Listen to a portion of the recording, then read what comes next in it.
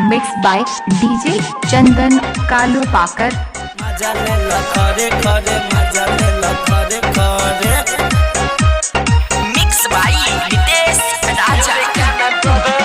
DJ Shiv Narayan, Shiv Narayan. लागो जाही दाग बोल जाई म कैसे घरे, लागो जाही दाग बोल जाई म कैसे घरे। मजा ले लो खरे खरे, मजा ले लो खरे खरे, मजा ले लो खरे खरे, मजा ले लो खरे खरे। लागो जाही दाग बोल जाई म कैसे घरे, लागो जाही दाग बोल जाई म कैसे घरे। मजा ले लो खरे खरे, मजा ले लो खरे खरे, मजा ले लो खरे खरे, मजा ले लो खरे खरे। मजा ले लो खरे खरे, मजा ले लो खरे खरे।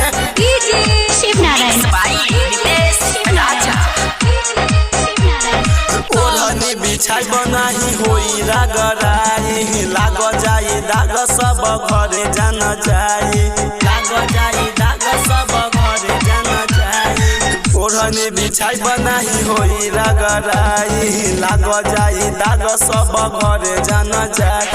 मारे लागी माई हम डरिए ही डरे, मारे लागी माई हम डरिए ही डरे। मजा ले लो खरे खरे, मजा ले लो खरे खरे, मजा ले लो खरे खरे, मजा ले लो खरे खरे। मजा ले लो खरे खरे, मजा ले लो खरे खरे। डीजे शिव नारायण, नितेश राजा।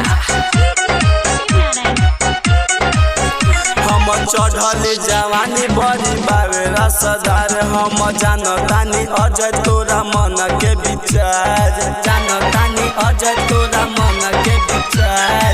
चढ़ल जवानी बड़ी बावे रसदार, हम जानतानी अजय तोरा मन के विचार। पुनदन कुंवारा फेर नहीं दे हम करे, पुनदन कुंवारा फेर नहीं दे हम करे। मजा ले लो खरे खरे, मजा ले लो खरे खरे, मजा ले लो खरे खरे, मजा ले लो खरे खरे।